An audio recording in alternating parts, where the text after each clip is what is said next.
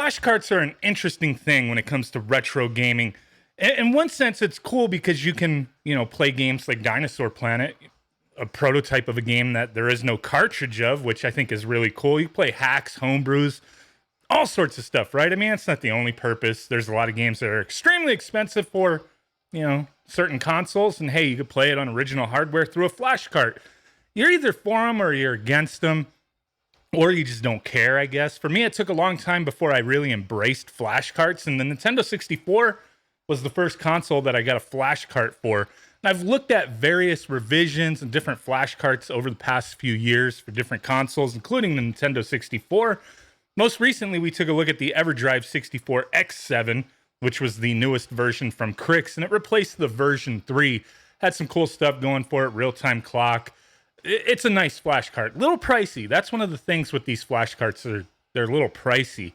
And now, Krikzz has released a new version, which I'm assuming replaces the V2.5 for the Nintendo 64. He has released... Oh, let's get it out. I haven't even taken this thing out yet. The X5 looks just like the X7 over there. That's already in the system. Haven't even busted the seal on this because I'm assuming, sense would tell you it uses the same firmware as the X7, so I should be able to just pop that SD card out, put it in here, and test this one out, right? So the X5 is quite a bit cheaper than the X7.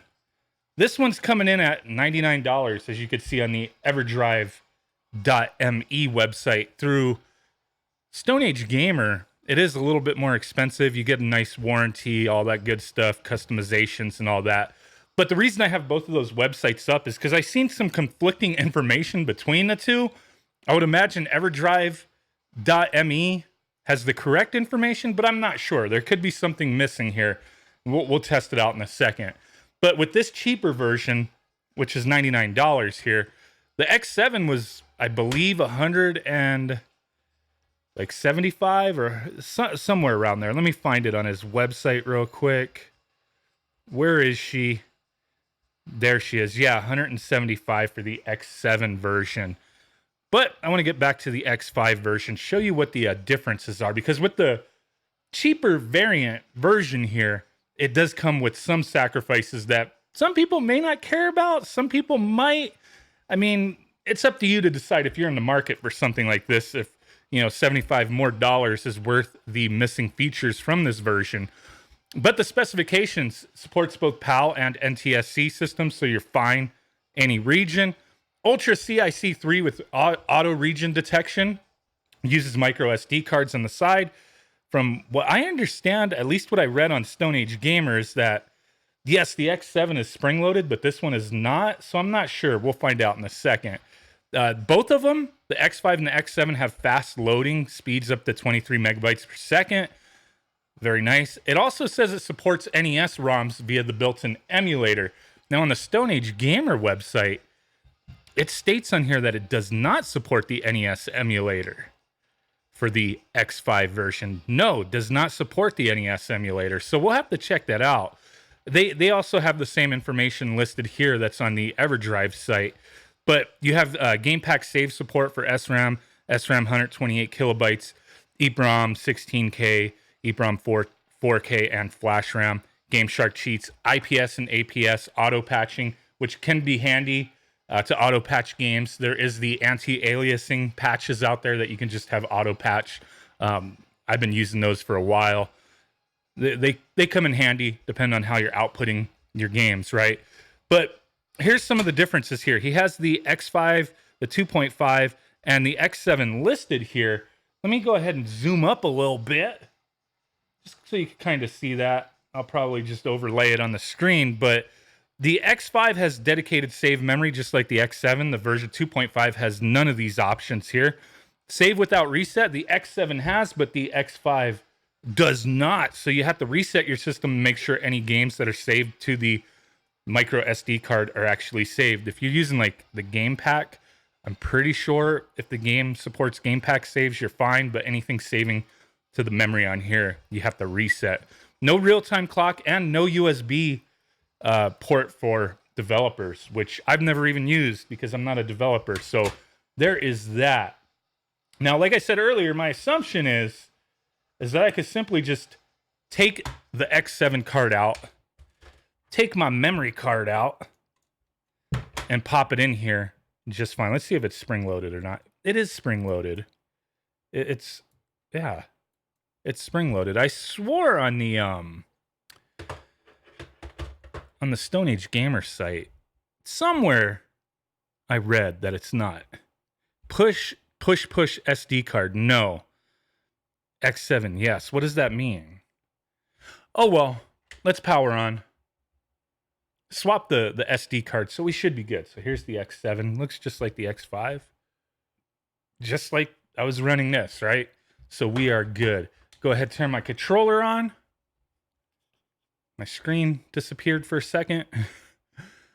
Okay, so we were playing the dinosaur prototype, but let's go ahead and get into the option menu. So in here we could turn on backgrounds, cheats, auto patcher. If you have your auto patching needs, you put them in the ED64 folder where it says auto. You just put your IPS, APS patches. If you turn it on, it just auto patches. CRC check, hide system directory, and real-time clock setup. But we don't have a real-time clock, so it's not going to work. And the X7, if you went in there, it would, prompt you to set the time. Recently played, so it's listing the games there. Go to random game, put in your Game Shark cheats if you want. CPAC manager, if you have this is a Brawler wireless, so we don't have a memory pack inserted in here, but we could in the adapter there. If you had that, you could, manage some shit, right? Here's the information. We're on the latest OS version. The X5 and the X7 share the operating system files, so that's why this just worked. Go into diagnostics and about. Not much to do there. First let's check and see if the NES emulator works like the official website says. Like, nothing against Stone Age Gamer. I love Stone Age Gamer, but maybe their information is incorrect, but then maybe they found an issue. I don't know. Super Mario Bros. Let's start it up. Or maybe they just copy and pasted from the previous version because this shit just loaded up. We have the NES emulator on the X5. So, and I just died from the first Goomba in the game. What a frickin' noob. Holy crap.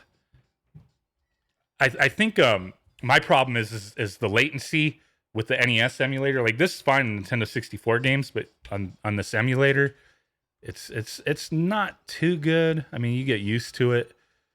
But yeah, NES games work. Why not? Let's go ahead and reset. Check out and see if that Dino Planet loads up. See if my save file, because I do have a save file on here. Just kind of, start the game, even though I haven't progressed. So the save file just takes me right to the beginning of the game. So it does look like the game runs just fine. So between the two versions, the X7 and the X5, I mean, you're giving up some stuff. Real-time clock, what supports that? There's not too much in the way. The Animal Crossing game on Nintendo 64. I'm not sure if there's anything else. USB port for developers, I don't really care about that. We have the built-in NES emulator. It works on both of them just fine. You have the dedicated save memory, but you do have to reset the system for it to save your games. Not a huge deal. Me personally, I don't want to deal with that. I don't need no extra steps. So if I were to choose one, I would go with the X7. But that's up to you guys. If you're looking for something like this, is it worth that little bit of a hassle? Is it worth the trade-offs for over $70 dollar difference? I'll put a link in the description, both the Everdrive ME and Stone Age Gamer, if you want to check this out. Nice to have options. Can be a little pricey. The value you get with being able to play all these different games is really cool. Having access to stuff that should have never existed or there was never a cartridge of before. All the ROM hacks out there. I think there's a lot of cool stuff. So if you want to check it out, you're in the market for something like this, links in the description. If you just want to emulate your games, cool. More power to you. This is for the people who like original hardware and want to play games this way. But I get it, it's nice to have options either way. Appreciate you guys. Big ass thumb button in your face, blurry like a Bigfoot. And I will catch you guys next time. Peace out, bye-bye, and boom. Bye.